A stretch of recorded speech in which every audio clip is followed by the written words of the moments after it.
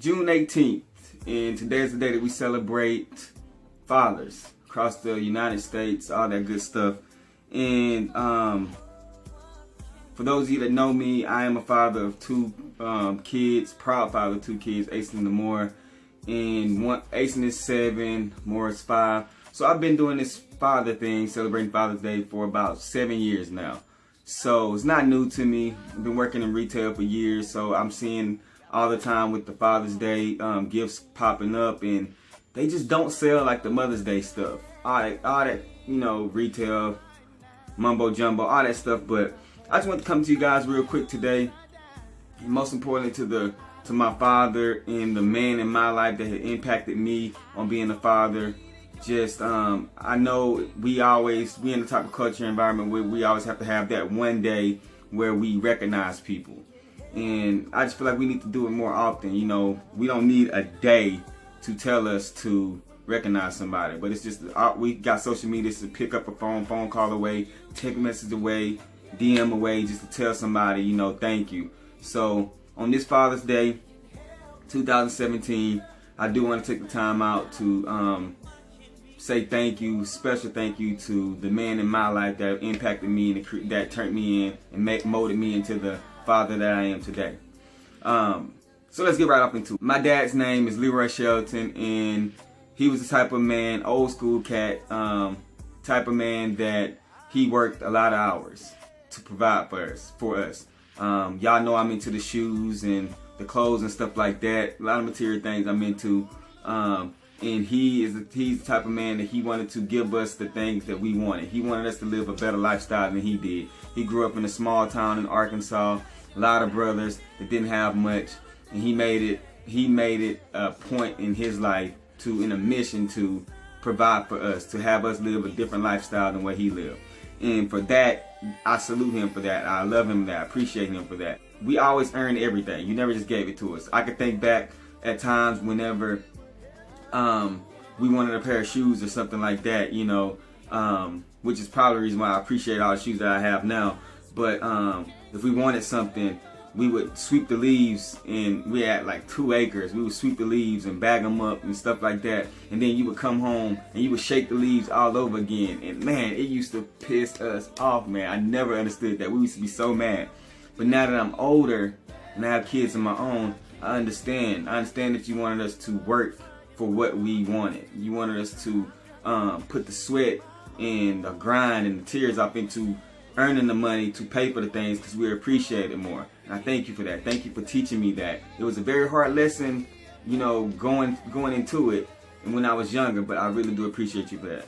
And I know you worked a lot of hours. I thank you for working those hours to provide for us. But you never let us miss church. You miss church sometimes, and because you had to work, or just because you was just tired, and you never allowed us to miss church. You never allowed us to not get our homework done. You never put us in a position to where we starved alone for anything. And for that, I appreciate you for that. And I know I haven't said it in a while. I appreciate it. You turned me into the man that I am today, the father I am today. You have accepted my kids. My son has a disability, and you love him, and you treat him no differently than the other kids, any of your other grandkids. And I thank you for that. A few years ago, when you lost your hand, you never allowed that to stop you from working, and I paid attention to that. You never allowed us to see you cry, even though I know at times that you wanted to because of the pain that you was having. But that I respected that. You still continue to work.